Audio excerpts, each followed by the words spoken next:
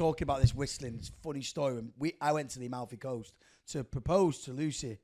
And we went to this amazing like hotel restaurant, but I couldn't afford to stay there. So I was like, we'll just go for lunch there. So we stopped off for lunch there. And this was the place that I really wanted to get engaged, and it just wasn't available. I just couldn't pull it off, basically. Anyway, we sat having lunch, and this guy's going, Lucy, and I'm thinking, is he whistling? Yeah. Like, who's it? Anyway, turned around and went, no, my dog behind you's called Lucy. Anyway, he comes over, this guy, and he looks like, I can't describe it. He doesn't look like anyone important. And I'm not saying the way you dressed should be, but in this place, you would think that was the case. He looked quite, I don't know, bohemian. Anyway, got chatting to him. He's the owner of this place. So I was like, oh, he was quite, chatting with us. We got talking. So anyway, I grabbed him as he was leaving. And I just said, listen, I want to, propose to Lucy here. Is there any chance you can make it happen? He said, come with me. Anyway, he scribbles this piece of, paper down. And he says, right, I've got a boat picking you up at 7 o'clock. Taking you from your hotel to here. I said, I've got you the private landing spot at the bottom. I've got a chef doing your meal for the two of you. Anyway, he changed my whole proposal in literally an hour, and I literally changed my whole itinerary around proposing somewhere totally different. No. So Lucy thought it was going to happen, but because I was taken to this place that wasn't suspicious, and it was a bit like I'd made it up along the way, she just was caught off guard. Wow. No. And I was like, oh no, they want to do some promo for the hotel, so they got a photographer here. And we ended up getting engaged at this hotel. Amazing. Wow. After him whistling at me across the table. Did he ever find his dog? That is very romantic. Do you know what? I was thinking about this the other day, actually. There's this song by Usher, and a song with Usher and Chris Brown. Which one is it now? Dun, dun, dun, dun, dun, dun, dun, dun, dun, dun, dun, dun. Yeah, that one, yeah. Oh, yeah. So anyway, I that song, right? Back in the day when I was was still drinking, I was in my 20s. I'd come back after night out. I was with a girl. I'd put an R&B song on. Yeah. Do you know what I mean? To get down to, Usher. Get down to. So old, man. Nice and Slow or Jodeci. Every freaking night. Yeah. And every Casey freaking and JoJo. Day. And I'm thinking, right, looking back, if I did that now, that is the most cringiest thing that you could ever do. And then I had a little a flash, to kind of, I wonder if Ryan and Adam play songs with Caroline and Lucy when they're getting down to it. Do you guys? Yeah, 100%. In the early days. Did you really? Kenny G though, me. Kenny G. Yeah, it's got a bit of Kenny G. That saxophone. Yeah, I go right in there. That soppy stuff. Yeah. Oh, that's the coronation. Imagine you played the Coronation theme through. I can't imagine Kenny G playing the Coronation Street theme tune. Ryan shagging. Hey, no shagging. Making love. I mean, Lucy was a big fan. I know. I didn't need to do the theme tune. I know that much. So, wait, picture the scene now, right? You've just got to walking in.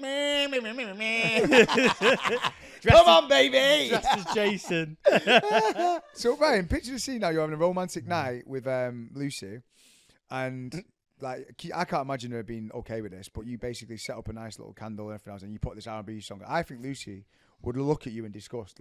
Would you get away with it now? I mean, she's constantly looking at me in disgust. I don't know where I stand anymore. Go on, so you wouldn't do that now? Depends how drunk I was. No, I would. I play music when I'm making love with Kaz. Oh my God, you said the word making love. That made me cringe so much. No, because that's what we do. We make love. Oh my God. We make love. That's what me and You Kaz play music? What song would you play? Because when we first got together, Chris Brown's album was the one that we constantly had on repeat. Really? When we were in my bedroom. So Chris Brown is like, I want to take you down. Oh no, I really didn't. Want to take you You don't down. start dancing to that, do you? Yeah, of course, man. You got to find your rhythm, haven't you? You got to find that rhythm. Oh my Chris Brown is. God. Listen, if any guys out there just want to get down to Chris Brown, and there's got to be guys out there that get down to Chris Brown. There has to be, and women for that matter. But it's a great album. I feel sorry for Caroline, by the way. Why? It's just she's never known a proper lover. She's only ever known you. It's mad though, isn't it? She thinks you're amazing. Yeah, but you know what's so good about that? Yeah, do you know what's so good about that is she thinks I've got a big willy because she can't compare it to anyone else. Oh my god. Do you know what'd be really funny though, to actually find out what everyone else's like making love song is? Like, Yeah. It'd be amazing to see the difference in like the dynamic. I've got the Kenny G. You got the middle ground, a little bit of Chris Brown. You could have someone that's got like some mad rock tune. Usher's the one though, I think. Yeah. Usher's like. Or something just well off of like, come on, Bobby, let's go party.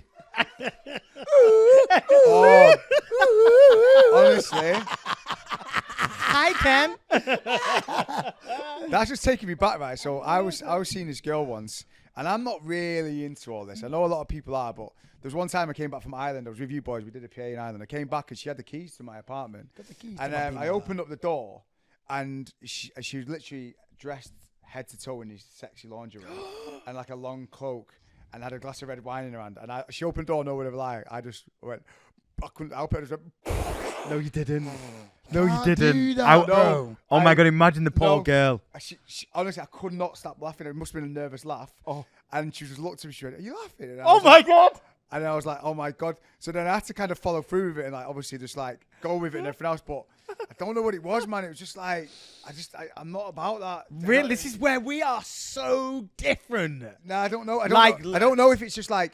It was too early. It was almost like you're on a different level, you mate. Really? It was too early. I don't know if I don't know. It just didn't land, and for whatever reason, and yeah. Oh, that poor. I mean, that honestly, she would probably never come back off that. Found it out though. Pandora box, mate. Everything's in there. I just think it felt a bit forced. Do you know what I mean? Like it's got to be the right time and everything else. But you just come back. I think I was hungover. I just come back from Ireland. Just wanted to get in and have a bit of pasta. And it was just like a full on. I was like, wow. Oh my gosh. Oh my gosh. I mean coming home and literally a girl is dressed in lingerie and a glass of red wine waiting for you to return from Ireland. And he comes through the door and he starts laughing at her. I didn't mean it. It just came out. It's brilliant. It's absolutely guys brilliant. dress up for the women. I dress up for Kaz all the time. What do you come in as? Like little doctor's outfit. No, you don't. No, you don't. Yeah, what's not your telescope? What do you call him on your neck? What do you yeah, call them? and sometimes A stethoscope. Yeah, and sometimes I'm a teacher, and she's a very naughty girl. You're lying. Yeah, so I'm lying. No, you're lying. Yeah, no. You come in as a doctor. You've got As to a be lying. doctor, it depends what week it is, but sometimes No, doctor. this has got to be a joke. No, I'm not even No, you're lying joking. to me. I'm not joking.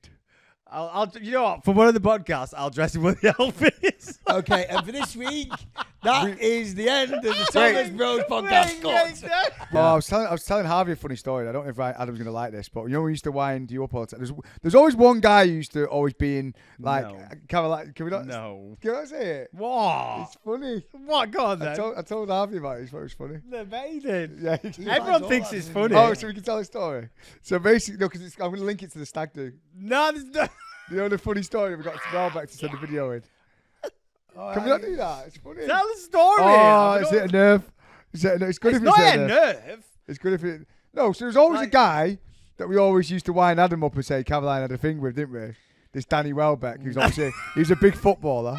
Yeah. Look at George's face. Yeah, he's like, oh my God. Everyone's looking around Basically, going, yeah, me and Caroline, we were going out, and I think we split up for like 2 weeks, and Danny Welbeck. word slid through the into grapevine was that Caroline was going on a date with Danny, and he was a big Man United he was a footballer. big footballer at the time and stuff. He still is. You're like, And I need then- to get back in here quick. Yeah, and that was the thing that basically made me go, whoa, what's going on here? This is a bit much. And yeah, And then so basically- I've got a lot to thank Danny for, to be honest with you. Yeah. Oh, so the best of it is though. So we always used to wind Adam up about this Danny Welbeck, and it was Adam's stag do.